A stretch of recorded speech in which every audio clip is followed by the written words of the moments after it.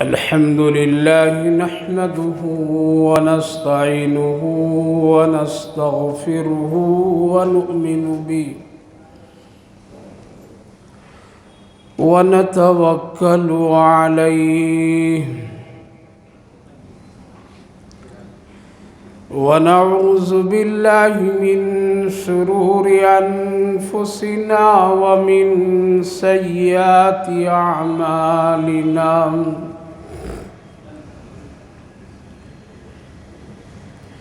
من يهده الله فلا مضل له ومن يضلله فلا هادي له ونشهد أن لا إله إلا الله وحده لا شريك له ونشهد أن سيدنا ونبينا وحبيبنا ومولانا محمدا عبده ورسوله وصلى الله تعالى عليه وعلى آله وأصحابه أجمعين أما بعد فأعوذ بالله من الشيطان الرجيم بسم الله الرحمن الرحيم قل تعالوا على ما أتلو عليكم ما حرم ربكم عليكم ألا تشركوا به شيئا وبالوالدين إحسانا ولا تقتلوا أولادكم من إملاق نحن نرزقكم وإياهم ولا تقربوا الفواحش ما ظهر منها وما بطن ولا تقتلوا النفس التي حرم الله إلا بالحق ذلكم وصاكم به لعلكم تعقلون صدق الله العظيم وصدق رسوله النبي الكريم ونحن على ذلك لمن الشاهدين والشاكرين والحمد لله رب العالمين قابل قدر بزرگوں اور دوستوں، اللہ رب العالمین کا شکر، اس کا احسان کہ اللہ تعالیٰ نے ہم سبوں کو ایمان اور اسلام کی توفیق مرحمت فرمائی ہے، اور اپنی عبادت کے لیے اللہ نے ہم سب کو یہ موقع عطا فرمایا ہے، اور جمعہ کے لیے خاص کر پہل آنے کی توفیق مرحمت فرمائی ہے۔ اللہ تعالیٰ قبول فرمائے، جو باتیں کہی جائے سنی جائے، اللہ ہم سب کو عمل کی توفیق مرحمت فرمائے۔ بھائی اور بزرگوں، اللہ تعالیٰ نے ہم سب کو اس دنیا میں پیدا کیا ہے، وہ ہم سب کا مالک ہے، خالق ہے، روزی رزق دینے والا ہے، اور اس نے پوری زندگی اس دنیا میں گزارنے کی بے شمار نعمتیں بھی دی ہیں۔ تو لازم ہے کہ ہم اور آپ اور پورے انسان بلکہ یوں کہیے کہ پوری مخلوقات اللہ ہی کی بات ماننا چاہیے، اللہ کے سوا اور کسی کی بات نہیں ماننا۔ اللہ کا حکم کوئی چھوٹا اور بڑا نہیں ہوتا ہے۔ رسول اللہ صلی اللہ علیہ وسلم کی ارشادات کوئی چھوٹی اور بڑی کہہ کر کے ہم اور آپ کو انکار کرنے یا چھوڑنے کا بھی حکم نہیں ہے۔ بات چھوٹی اور بڑی نہیں دیکھی جاتی ہے، بلکہ کہنے والے کو دیکھا جاتا ہے۔ اگر بات دیکھی جائے تو پھر اس کی اہمیت نہیں ہوتی ہے، بلکہ یہ دیکھا جاتا ہے کہ یہ بات کس کی ہے، کون کہہ رہا ہے۔ اس سے بات کی اہمیت اور وزن بڑھ جاتی ہے۔ تو اللہ تعالیٰ نے ہم سب کو بہت سارے حکم دیے، پیدائش سے لے کر کے قبر کی گود تک بہت سارے حکم ہیں اللہ کے، اور اس حکم کا نفاذ عملی اعتبار سے اللہ نے اپنے حبیب حضرت محمد صلی اللہ علیہ وسلم کے ذریعے سے ہم تک کے پہنچایا۔ تو اس اعتبار سے کہ اللہ کی ہر ایک بات بہت ہی اہم ہے۔ قرآن کریم کے سورہ فاتحہ سے لے کر کے سورۃ الناس تک ساری باتیں پکی، سچی، حق، صحیح ہے۔ کسی طرح سے کوئی شک اور شبہات اس میں ایک مسلمان کو کرنے کی گنجائش نہیں ہے، اور سب بات بالکل اللہ کی ہے، اللہ کا کلام ہے۔ جن باتوں کے کرنے کا قرآن میں حکم دیا اس کو بھی ہم سب کو کرنا چاہیے، جن باتوں سے روک دیا ان سب سے رکنا چاہیے۔ لیکن پھر باتوں میں کچھ خاص بات ہوتی ہے، اور اس کو اللہ بہت ہی اہتمام اور بڑی اہمیت کے ساتھ بتاتا ہے۔ پورے قرآن کریم میں اللہ ہی کی بات ہے، لیکن قرآن میں کچھ ایسی خاص باتیں ہیں جس کو اللہ بڑی اہمیت کے ساتھ بتایا ہے، اور جو بات بڑی اہمیت کی ہوتی ہے، خاص ہوتی ہے، تو اس کا مقصد یہ ہوتا ہے کہ اس پر بندے عمل کریں، اور اس پر عمل کرنے سے بندوں کے لیے خیر ہے، نجات ہے، اس سے بندوں کے لیے آخرت بہت اچھی ہے۔ اس لیے کوئی آدمی گھنٹہ بھر بولتا ہے لیکن آخری میں 2-3 بات کہہ کر کے اپنی بات کی اہمیت بتاتا ہے۔ دسترخوان پر ہزاروں قسم کے کھانے پینے کی انواع اقسام کی چیزیں ہوتی، لیکن ان میں سے کوئی خاص چیز ہوتی ہے جو کبھی میزبان کہتا ہے کہ اس کو کھائیے، بڑی اچھی چیز ہے، حالانکہ ساری چیزیں اچھی ہیں، لیکن خاص کر دکان میں کپڑے بہت ہیں لیکن خاص نکالا جاتا ہے اور کہا جاتا ہے یہ بہت میرے یہاں کا بہت اچھی چیز ہے۔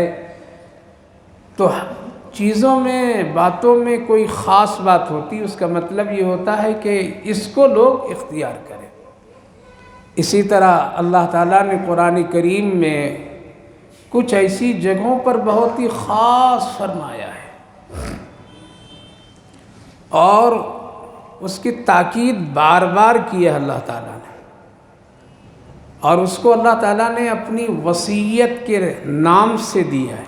یہ میری وصیت ہے، ذالکم وصاکم بہ لعلکم تعقلون۔ اے لوگوں، جو باتیں میں نے تم کو بتائی ہے اور جو تم کو کہا ہے، یہ میری خاص وصیت ہے۔ وصیت معلوم کس کو کہتے ہیں؟ وصیت اس کو کہتے ہیں کہ جو انسان کی آخری بات ہو، مرنے سے پہلے وہ ایک خاص بات کہتا ہے، خاص کوئی چیز کرنے کے لیے کہہ جاتا ہے، اس کو کیا کہتے ہیں؟ یہ میرے والد کی وصیت ہے، یہ میری ماں کی وصیت ہے۔ مرنے سے چند دن پہلے، چند گھنٹے پہلے یہ کہہ کر کے گئے، اس لیے ہم اس پر عمل کریں گے۔ یہ میرے والدین کی خواہش ہے، مرنے والے کی خواہش ہے۔ تو جو خاص بات ہوتی ہے اس کو، اور آخری بات ہوتی ہے، بہت ہی اہم بات ہوتی ہے، اس کو کیا کہتے ہیں؟ وصیت کہتے ہیں۔ اور یہ وصیت کا دائرہ نسبت سے پھیلتا جاتا ہے، لگتا ہے۔ مرنے والا اگر آخری کلام کرتا، آخری بات کرتا اور کچھ کہہ دیتا اپنے وارثین کو، یہ میری چیز ہے، یہ فلاں کو دے دینا، یہ کیا ہوا؟ یہ وصیت۔ آؤ میں تجھے خاص بات کہتا ہوں، یہ کیا ہے؟ وصیت، یہ لکھ لو، یہ میری وصیت۔ یا خود مرنے والا مرنے سے پہلے کوئی خاص بات لکھ دیتا، اس کو کیا کہتے ہیں؟ وصیت کہتے ہیں۔ وصیت بڑی اہم اور اہمیت کی حامل بات ہوتی ہے اور حکم ہوتا ہے۔ یہ سلسلہ اللہ رب العالمین سے لے کر کے آج تک اللہ کے بندوں میں بھی چل رہا ہے۔ اس لیے حضرات انبیاء علیہم السلام بھی دنیا سے جانے سے پہلے اپنی اولادوں کو، اپنی امت کو خاص وصیت کی ہے۔ قرآن کریم میں جگہ جگہ ان وصیتوں کا ذکر اللہ نے کیا ہے۔ حضرت آدم علیہ السلام کی وصیت، حضرت نوح علیہ السلام کی وصیت، حضرت موسیٰ علیہ السلام کی وصیت، حضرت یعقوب ابراہیم علیہ السلام کی وصیتیں، حضرت لقمان کی وصیتیں، باضابطہ ایک صورت میں اللہ نے ذکر کیا ہے، جو یہ بہت ہی اہم، اس پر عمل کرنے سے دنیا آخرت دونوں بن جاتی ہے۔ پھر قرآن کریم پر جب غور کرتے ہیں تو یہ پتہ چلتا ہے کہ یہ وصیت اللہ اپنے لیے کم، اپنے بندوں کے لیے زیادہ کیا ہے۔ میرے بندوں کے ساتھ ایسا کرنا، میرے بندوں کے ساتھ ایسا کرنا، میرے بندوں کے ساتھ یہ نہیں کرنا، میرے بندوں کے ساتھ یہ نہیں کرنا۔ لہذا پورے قرآن کریم میں وصیت کے جو تعلق ہے وہ دو چیزیں، حقوق اللہ اور حقوق العباد، لیکن زیادہ تر اللہ اپنے بندوں کے سلسلے میں وصیتیں کی ہیں۔ اس وقت جو میں نے آیت کریمہ پڑھی ہے یہ سورۃ الانعام 8ویں جز کی ایک آیت ہے، قُلْ تَعَالَوْا أَتْلُ مَا حَرَّمَ رَبُّكُمْ۔ قل، اے میرے نبی سب کو جمع کیجئے، قل سب کو بلائیے، تعالوا آ جاؤ آ جاؤ آ جاؤ، سب آ جاؤ۔ عربی کے جملے میں قرآن کی جو بلاغت اور اس کی فصاحت اور اس کا انداز جو ہے بڑی عجیب و غریب ہے۔ قرآن کریم اللہ کہہ دیا وہ ہو گئی بات بالکل یہ اللہ کی، لیکن دو چیزوں سے اللہ تعالیٰ اپنے کلام میں اور حسن پیدا فرما دیتا ہے کہ جب کوئی بات نبی کی زبان سے کہلواتا، قل هو اللہ احد، قل اعوذ برب الفلق، قل اعوذ برب الناس، قل یا ایہا الکافرون، قل یا ایہا الناس، تو اس سے بڑی اہمیت ہوتی ہے اس بات کی کہ اب دیکھو ایک تو اللہ کہہ رہا ہے اور پھر اللہ پیغمبر اپنے حبیب صلی اللہ علیہ وسلم سے کہلوا رہا ہے۔ کہنے والا بھی بہت ہے اعلیٰ، جس سے کہلایا جا رہا ہے وہ بھی بہت اعلیٰ، اب جو بات کہی جا رہی ہے وہ بھی بہت ہی اعلیٰ اور بڑی اہمیت کی حامل ہے، اس لیے الگ کیا اللہ تعالیٰ نے۔ قل، آپ قل کے ذریعے سے بلائیے۔ تعالو مفسرین لکھتے ہیں کہ وہ بات جو بہت ہی اہم ہو اور سب کے لیے ہو، جس میں دنیا اور آخرت کی بھلائیاں ہو، اللہ جس سے راضی ہو جاتا ہو، وہاں اللہ رب العالمین نے، اور بندوں کو اس میں خوب فائدہ ہے۔ کس کا؟ بندوں کا فائدہ ہے، بندوں کے لیے کامیابی اور نجات ہے۔ ان باتوں کو نبی سے قل کے ذریعے سے کہلوایا۔ قل اعوذ برب الناس، ملک الناس، الہ الناس، یہ جو شیطان سے بچنے کی، شر سے بچنے کی، جناتوں سے بچنے کی، انسانوں کی شر فتنوں سے بچنے کی، اس کا تعلق بندے سے، اللہ کا نہیں ہے۔ لہذا نبی سے کہلوا، قل اعوذ برب الناس، قل اعوذ برب الفلق، تو یہ قل تعالوا اتل ما حرم، اے میرے نبی آپ سب کو جمع کیجئے، اور ایک اونچی جگہ پر جیسے کھڑے ہو جائیے اس طرح سے آپ سب کو یہ کہیے، قل تعالوا اتل ما حرم ربکم علیکم، اے لوگو ایک ایسی بات میں تم کو سنانے جا رہا ہوں اپنے اللہ کی اور رب کی، جس میں تمہارے لیے کامیابی، اس کے بغیر کوئی کامیابی ہو ہی نہیں سکتی ہے۔ اس کو اللہ تعالیٰ نے اس آیت کریمہ میں 9 وصیتیں کی۔ کتنے؟ 9 وصیتیں۔ 9 وصیتوں میں سے ایک اپنے لیے ہیں اور باقی 8 پتہ چلا کہ اگر اللہ کی عبادت میں کوئی کمی ہو گئی تو اللہ با اختیار ہے وہ اور اگر بندوں کی حق اور حقوق میں کوئی کمی ہو گئی تو اس کی پکڑ ہے۔ اسی لیے 9 نصیحتوں وصیتوں میں ایک اپنے لیے، باقی سب اپنے بندوں کے لیے۔ قُلْ تَعَالَوْا أَتْلُ مَا حَرَّمَ، پڑھ کر کے سنائیے۔ مفسرین علماء کرام حضرت عبداللہ ابن عباس رضی اللہ عنہ جو بڑے مفسر صحابہ میں سے، کہتے ہیں کہ اس آیت کریمہ کے بارے میں اللہ کے رسول صلی اللہ علیہ وسلم نے فرمایا کہ اگر کوئی مجھ سے بیعت ہونا چاہتا ہے اور کوئی بیعت مجھ سے کرنا چاہتا ہے تو آؤ، انہی باتوں پر ہم تم سے بیعت کریں گے۔ یہ اتنی بڑی اہمیت کی حامل آیت ہے۔ اگر کوئی چاہتا ہے کہ محمد کے ہاتھ پر بیعت ہونا تو میں انہی باتوں پر بیعت کروں گا۔ بیعت جانتے ہیں؟ بیعت وہ کہتے ہیں کہ اپنے آپ کو کسی اللہ والے کے حوالے کر دینا۔ تو اگر میرے حوالے کوئی ہونا چاہتا ہے، میرے ہاتھ پر کوئی معاہدہ کرنا چاہتا ہے تو پھر میں اسی آیت پر اس کا معاہدہ کروں گا بس، اور بیعت لوں گا۔ بعض مفسرین علماء کرام فرماتے ہیں یہ 9 باتیں جو اللہ رب العالمین نے اس آیت کریمہ میں فرمایا ہے، یہ تمام نبیوں کا مشترکہ شریعت ہے۔ آدم علیہ السلام سے لے کر کے پیارے آقا محمد رسول اللہ صلی اللہ علیہ وسلم تک یہ 9 باتیں سب کو اللہ نے کہا ہے۔ لہذا اس پر تمام نبیوں کا اتفاق، تمام رسولوں کا اتفاق۔ لہذا جب سارے نبی اس پر اتفاق، سب نبیوں کی یہ شریعت اور ان کے اعمال میں ہیں، تو اس سے اندازہ لگائیے بات کتنی اہمیت کی حامل ہے۔ اسی لیے حضرت ام المومنین عائشہ صدیقہ رضی اللہ عنہ فرماتی ہیں کہ اگر کوئی پورے قرآن پر عمل نہ کر سکے تو صرف یہی 9 باتوں پر عمل کر لے تو اس کی آخرت اور دنیا دونوں کامیاب ہو جائے، وہ بڑے خوشگوار آدمی بنے گا، آخرت کے اعتبار سے بھی اللہ کے نزدیک بہت ہی محبوب بندہ بن جائے گا۔ یہی 9 باتیں میں کوشش کروں گا کہ یہ 9 باتیں ترتیب کے ساتھ ہمارے اور آپ تک کے آ جائیں۔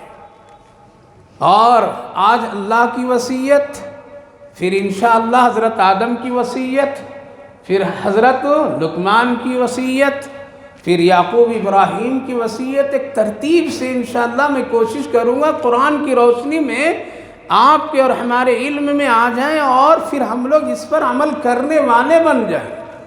اسی میں کامیابی، اسی لیے بالترتیب سنیے، آپ پابندی کیجئے اور جلدی آئیے، تبھی یہ وصیتیں۔ آپ کہیں گے مولوی صاحب جاؤ اپنی وصیت، ہم کو تو دنیا لگی ہے۔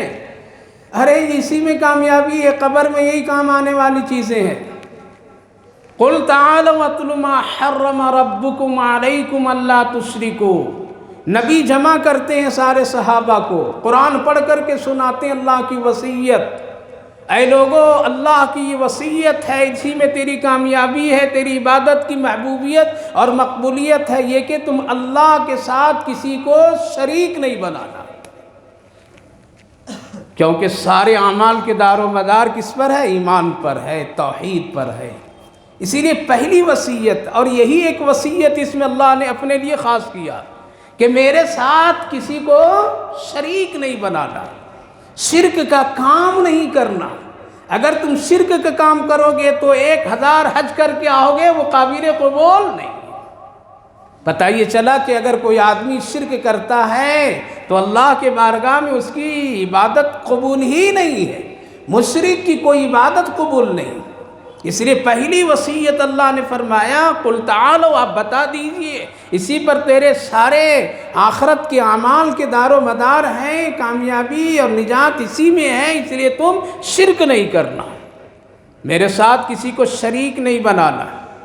آپ کہیں گے ہم لوگ تو کسی کو شریک نہیں بناتے۔ شرک کی 2 قسمیں ہیں، ایک وہ شرک ظاہری ہے اور وہ بالکل علی الاعلان ہے، جیسے لوگ کرتے ہیں کہ اللہ کے مقابلے میں کسی غیر اللہ کی پرستش، پوجا، عبادت، پتھر، دیوی دیوتاؤں، کسی اور کو شامل کر لینا، عبادت کر لینا، یہ تو بالکل ظاہر ہے کہ اللہ کے مقابلے میں اور چند معبودوں کو شامل کر لینا۔ ایک ہے شرک خفی، جس میں ایمان والے بھی کبھی کبھی مبتلا ہو جاتے ہیں، مسلمان مبتلا ہو جاتے ہیں، خوف شوق سے کرتے ہیں اور وہ سمجھتے ہیں کہ ہمارے پاس ایمان ہے، ایمان نہیں ہے وہ۔ اور وہ شرک خفی یہ ہے وہ شرک ظاہر کہ کسی کے لیے سجدہ کر دینا، چاہے زندہ کے کرو یا مردہ کا کرو، چاہے ولی کے کر دو چاہے نبی کے کر دو، سب شرک ہے، سب شرک ہے، چاہے کتنی اچھی طریقے سے آپ کیجئے، چاہے کیا اس میں دلیلیں لگا کر کے آپ کیجئے، لیکن غیر اللہ کے سامنے سجدہ کرنا، چاہے وہ زندہ ہو یا دنیا سے چلا گیا ہو، چاہے وہ ولی ہو یا کوئی بھی ہو، کسی کے لیے بھی سجدہ جائز نہیں ہے۔ لہذا اگر کوئی مسلمان کسی ولی، کسی مردہ، کسی پتھر، قبر، مزار کی اگر سجدہ کرتا ہے تو یہ کھلم کھلا شرک ہے، اللہ اس کو کبھی بھی پسند نہیں کرتا۔ یہ شرک ظاہری ہے، کیا ہے؟ یہ شرک ظاہری ہے، یہ ڈھکی چھپی بات نہیں، کوئی مولوی کا فتویٰ نہیں، کسی کی اور وصیت نہیں، اللہ خود فرما رہا ہے، اور نبی کریم علیہ السلام نے سختی سے منع فرمایا۔ لہذا شرک ظاہری جو ہم لوگ سب دیکھ رہے ہیں، کوئی کسی کو سجدہ کر رہا، اس لیے اسلام میں سن لیجئے، چاہے گھر کا کوئی کتنا بڑا ہو، بہو سے پاؤں چھونا، چھوانا اور جھکانا، یہ سب بھی شرک میں داخل ہے۔ مسلمانوں میں ہندوانہ رسم و رواج کی یہ ہے کہ بہو آ جائے، کوئی آ جائے تو خسر صاحب کے سسر جی کا اور فلاں کا قدم بوسی کرنا، جھکنا، چھونا، یہ ادب نہیں ہے، اسلام میں شرک کے عمل میں ایک عمل ہے۔ لہذا اگر کوئی اس طرح کا عمل اور حرکتیں کراتا ہے تو وہ جان بوجھ کر کے شرک کا کام کرتا ہے۔ لا تسجدوا للشمس ولا للقمر واسجدوا للہ الذی خلقہن ان کنتم ایاہ تعبدون۔ اے میرے بندو، نہ چاند کے لیے سجدہ کرو، نہ سورج کے لیے کرو، نہ شجر، حجر، درخت، پتھر، کسی کے لیے نہیں کرو۔ اگر تم میرا خالص بندہ ہو تو تمہاری پیشانی میرے سوا کسی کے سامنے نہ جھکے۔ یہ اللہ نے قرآن کریم میں فرمایا لا تسجدوا للشمس ولا للقمر۔ تو اللہ نے اپنے بارے میں وصیت کی کیا کہ میرے ساتھ کسی کو شرک خفی، ریاکاری، دکھاوا، اللہ کی صفات، اللہ کی عبادت میں کسی کو لا کر کے ذہنی اور قلبی اعتبار سے شریک کر لینا۔ اچھا ہم کو لوگ اچھا کہیں گے، ہم یہ نیکی کا کام کریں ہم کو لوگ بہت اچھا کہیں گے، ہماری لوگ تعریف کریں گے۔ ہاں اپنے سے کوئی کر رہا ہے تو الحمدللہ یہ آپ کی مقبولیت کی علامت ہے، لیکن اگر آپ دل میں سوچ کر کے عبادت کر رہے ہیں، نیکی کا کام کر رہے ہیں کہ اس سے لوگ میری تعریف کریں، بڑائی بیان کریں، ہماری نیکی کا چرچا کریں، ہمیں واہ واہی کہیں، تو یہ کیا ہو گیا؟ یہ ریاکاری ہو گئی، یہ بھی شرک میں داخل۔ آپ کہیں گے چھوٹا اور بڑا ہے، لیکن ہے تو اللہ سے ذات سے، اس لیے شرک کبھی بھی نہیں کیجیے، یہ پہلی وصیت۔ اس پر زیادہ بات نہیں، خلاصہ یہ ہے کہ شرک کرنے والا اللہ کبھی اس کو جنت میں نہیں داخل کرے گا۔ شرک کرنے والے کی عبادت اللہ قبول نہیں کرتا ہے، شرک کرنے والے کو اللہ رب العالمین اپنے بارگاہ میں اس کی کوئی بھی اعمال کو مقبول نہیں کرتا ہے۔ دنیا میں کھلائے گا، پلائے گا، سب کچھ کرائے گا، لیکن عبادتیں مقبول نہیں ہوگی۔ ایمان کے بغیر کوئی جنت میں جا ہی نہیں سکتا ہے۔ ہاں جو کہ آدمی کرتا ہے توبہ کر لے فوراً، اللہ معاف کر دے، اللہ کریم رحیم ہے۔ دوسری وصیت اللہ فرمایا لا تشرکوا بہ شیئا وبالوالدین احسانا۔ بندوں سے متعلق اے لوگو میری یہ خاص وصیت ہے کہ تم اپنے ماں باپ کے ساتھ حسن سلوک کا معاملہ کرو۔ یہ کس کی وصیت ہے؟ حکم بھی، وصیت بھی۔ وَقَضَىٰ رَبُّكَ أَلَّا تَعْبُدُوا إِلَّا إِيَّاهُ، یہ حکم ہے، اور یہاں اللہ نے فرمایا ذَلِكُمْ وَصَّاكُمْ بِهِ، یہ میری وصیت ہے تمہارے لیے کہ تم اپنے ماں باپ کے ساتھ حسن سلوک کا معاملہ کرو، اس کو تکلیفیں نہ دو، اس کو اذیت نہ پہنچاؤ، اس کے سامنے جھڑک کر کے بات نہیں کرو، اس کے آگے آگے مت چلو، اس کے ساتھ بدتمیزی گفتگو مت کرو، اس کا دل مت دکھاؤ، بے ادبی مت کرو۔ یہ سارے فضائل، ساری چیزیں والدین کے سلسلے میں اللہ کے رسول صلی اللہ علیہ وسلم نے فرما دیا کہ اگر تم چاہتے ہو کہ دنیا میں خوشحالی، تم چاہتے ہو اپنی روزی رزق میں برکتیں، دنیا میں تم چاہتے ہو کہ دنیا میں رہ کر کے جنت بنا لینا، تو اپنے والدین کے ساتھ حسن سلوک کا معاملہ کرو۔ کیا کرو؟ حسن سلوک کا معاملہ کرو۔ یہ وصیت ہے اللہ کی۔ آج میرے بھائیو بزرگوں، آج 90% نوجوان اس ڈگر سے ہٹ گئے۔ آج 90% لوگ اس طرح کی حرکتیں کرنے میں لگ گئے ہیں۔ اللہ حفاظت فرمائے۔ پہلے یتیم خانہ بنتا تھا، اب کیا بن رہا ہے؟ بولیے، بوڑھوں کا گھر بھی بن رہا ہے نا۔ پہلے لوگ یتیم خانہ بناتے تھے، اب اس کے لیے بھی تیاری لوگ کی ہیں اور کر دیں، بنا رہے ہیں۔ اب بوڑھوں کے گھر بن رہا ہے، معمر لوگوں کے گھر بن رہے ہیں، ان کے لیے چندے لیے جا رہے ہیں، ان کی ترغیب دلائی جا رہی ہے۔ یہ امت کہاں پہنچ گئی؟ ہم اور آپ کہاں پہنچ گئے؟ اور پھر غور کیجئے اس میں کون لوگ ہیں، کن کے والدین ہیں۔ آپ پورے بنگلور میں آل ہاؤس کی پورے سروے کر لیجئے، پورے سروے کر لیجئے، جائیے وہاں عصری تعلیم حاصل کرنے والوں کے ماں باپ ملیں گے، کسی حافظ قرآن کا نہیں ملے گا، کسی عالم دین کے ماں باپ نہیں ملیں گے، کسی مولوی مؤذن کے ماں باپ نہیں ملیں گے۔ ملیں گے تو یہ ڈاکٹر صاحب کے ملیں گے، انجینئر صاحب کے ملیں گے، لندن سے پڑھنے والے کے ملیں گے، وہاں کے بڑے بڑے عہدے اور ڈگریوں پر رہنے والے ملیں گے، ان کے ماں باپ ملیں گے، کسی مولوی مؤذن کا نہیں ملے گا۔ اب سروے کر لیجئے، جس تعلیم کے خاطر ماں باپ نے اتنی جتن کیا، اتنی تکلیفیں اٹھائی اور یہ سمجھا کہ ہم اپنے بچوں کو پڑھا دیں گے، ڈاکٹر بنا دیں گے، انجینئر بنا دیں گے، کالج کے بڑے بڑے عہدے دیں گے، آج ان کا حشر یہ ہے کہ وہ بوڑھو خانوں میں پڑے ہوئے، اور ایک دو نہیں سینکڑوں ہیں۔ کل تو یتیم خانوں کی تعمیر ہوتی تھی، اب تو آل ہاؤس ہے، اور مسلمان کا ہے۔ یہ کیا ہوا؟ یہ ہے اس وصیت کے خلاف، وصیت کے خلاف۔ آقا کریم صلی اللہ علیہ وسلم فرمائے تمہارے گھر میں دو نعمتیں ہیں، ایک جنت اور ایک جنت کا دروازہ۔ تم اگر چاہو کہ جنت میں آنے کے لیے دونوں کو سنبھال کر کے رکھنا، یہیں سے تیری جنت کے دروازے کھلیں گے، یہیں سے تیرے جنت بنیں گے۔ آج انگریزی پڑھنے پڑھانے والوں جو اہمیت لے کر کے بیٹھے ہو اپنے دلوں میں اور اپنے سوچ میں، اور جو تعریف کرتے پھرتے ہو اور اپنے بچوں کو دین اسلام سے جو دور کیے ہو، حافظ بنانا اپنے کو عیب سمجھتے ہو، عالم بنانا اپنے آپ کو کمتر اور حقیر سمجھتے ہو کہ میرا بیٹا حافظ، میرا بیٹا عالم، میرا بیٹا فلاں، اس کی آج یہی نوبت ہے کہ آج ایسے لوگوں کے ماں باپ قہرا رہے ہیں، پریشان ہیں، وہ نشہ دے دے کر کے چھوڑ کر کے آ جاتے ہیں۔ اللہ اکبر!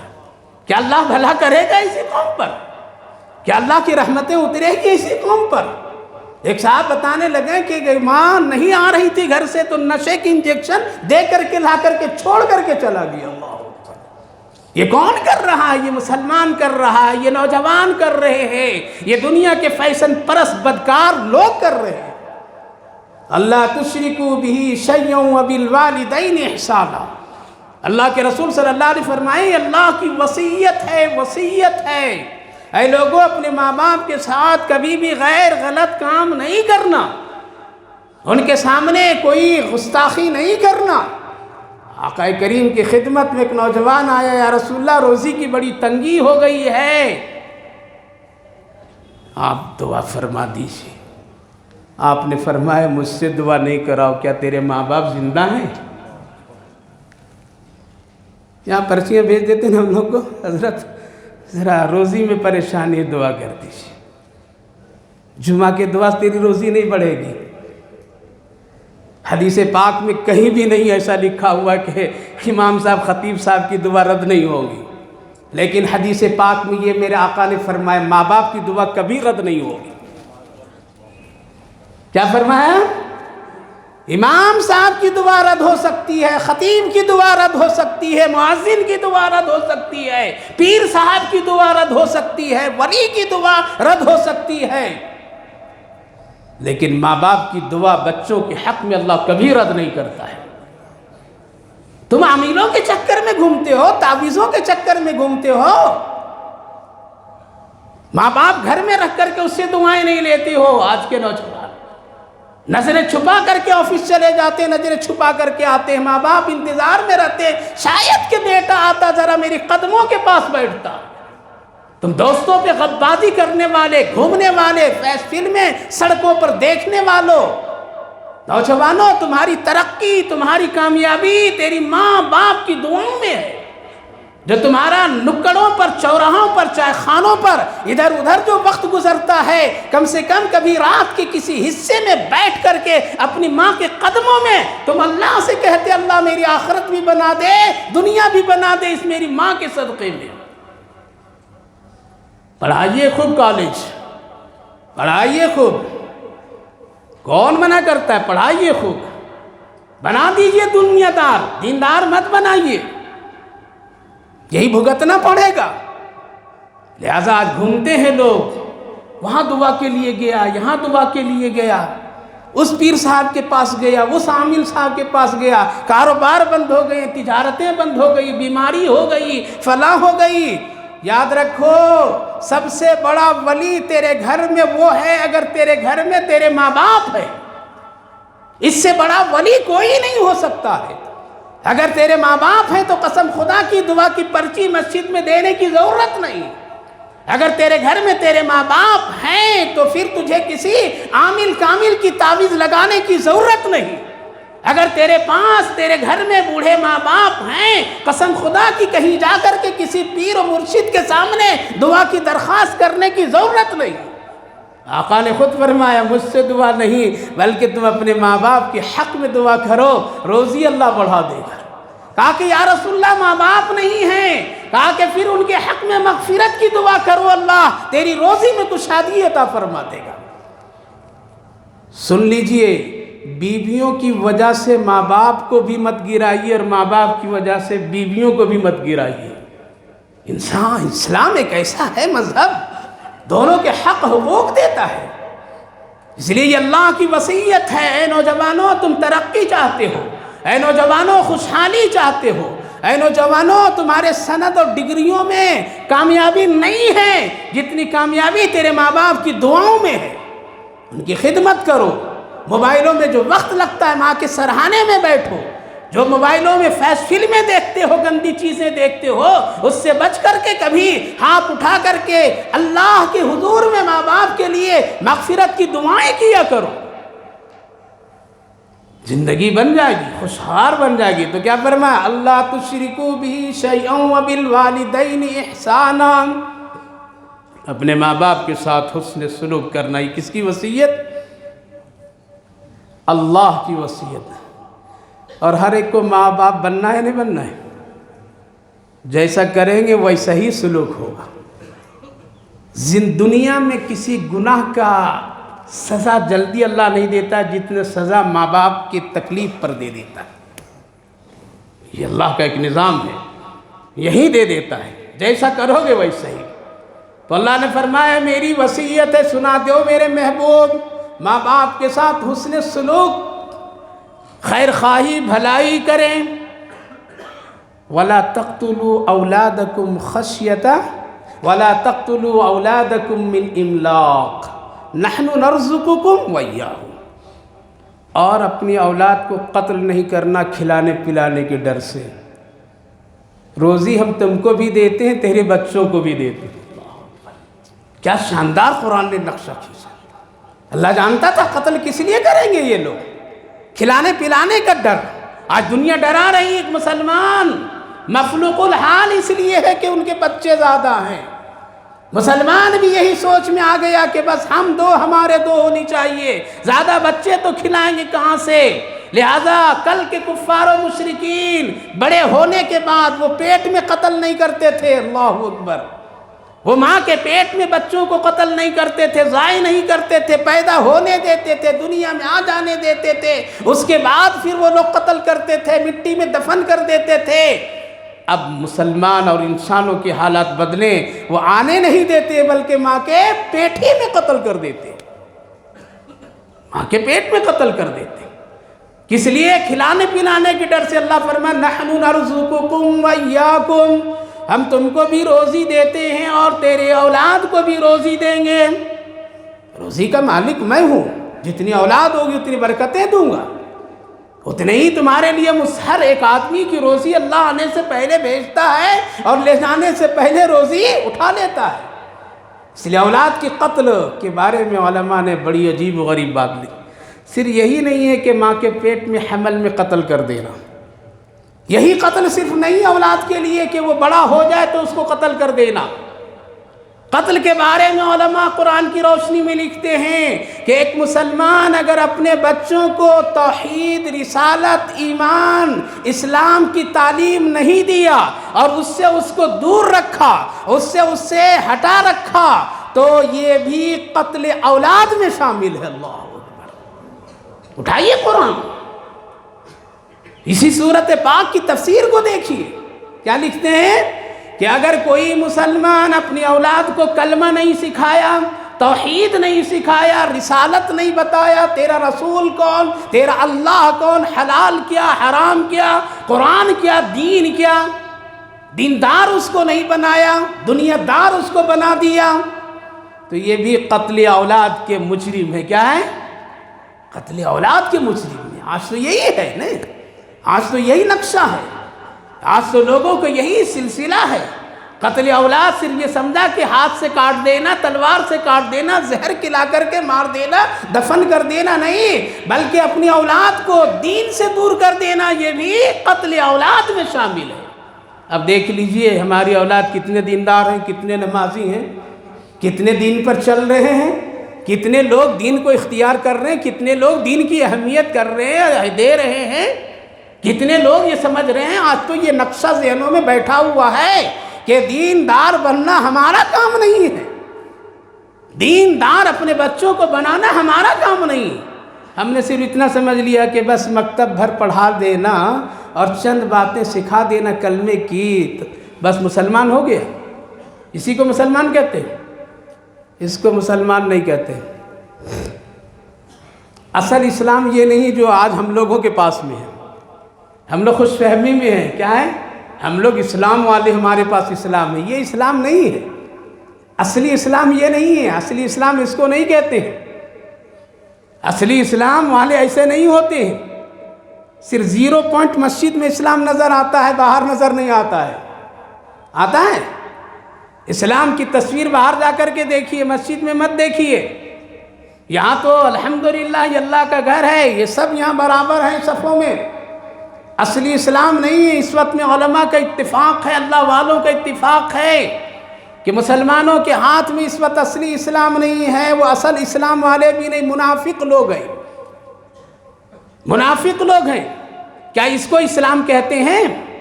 کیا اسی کو اصل اسلام کہتے ہیں؟ وہ اسلام ہے جو قرآن نے کہا، جو اللہ کے رسول کہا، جو دیا، صحابہ جس پر چلے۔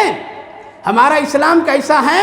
ہمارا اسلام فیشن پرست والا ہے، ہمارا اسلام بدکاریوں کے جال میں پھنسا ہوا ہے، ہمارا ایمان، ہمارا اخلاق بدکاریوں کے ماحول میں ہے، ہماری شادی بیاہ اسلام والا نہیں ہے بلکہ حسن کے بازاروں کی طرح ہے۔ ہمارا اسلام ایسا نہیں ہے جو ہماری شکلیں ہیں، ہمارا اسلام تو کسی اور طرح ہے۔ آج صحیح اسلام نہیں ہے ہمارے پاس۔ اگر صحیح اسلام ہوتا تو فضول خرچی نہیں کرتے ہم، صحیح اسلام ہوتا تو شادیوں میں ہنگامے، یہ تمام کیفیتیں نہیں ہوتا۔ کیا اسلام یہی کہتا ہے کہ وہاں پر حسن کا مظاہرہ کیا جائے؟ کیا اسلام شادی بیاہ کے یہی کہتا ہے کہ فضول خرچیاں کیا جائے؟ کیا اسلام یہی کہتا ہے کہ وہاں پر میں عورتیں بے پردہ ہو کر کے ایک دوسرے کے سامنے آ جائیں؟ کیا اسلام یہی اصل اسلام اگر ہے تو بتاؤ میرے بھائیو بزرگوں۔ اسلام تو وہ ہے کہ جہاں فضول خرچیاں نہ ہو، اسلام تو وہ ہے جہاں پر بدکاریاں نہیں ہو، اسلام تو وہ ہے جہاں پر بے حیائی نہ ہو، اسلام تو وہ ہے جہاں اسلام کی ماں بہنیں باحیا اور پردے میں ہو، اسلام تو وہ ہے جہاں پر میں لوگ نبی کی سنت کو آگے اور اپنے معاملات کو پیچھے رکھتے ہو، اسلام تو وہ ہے کہ مسجد میں بھی اسلام اور باہر بھی اسلام ہو، چہرے پر بھی ہو، چہرے پر بھی ہو۔ یاد رکھیے گناہ بار بار جو آدمی کرتا ہے وہ گناہ کبیرہ بن جاتا ہے، اس کی پھر توبہ کے سوا معاف نہیں، معاف نہیں۔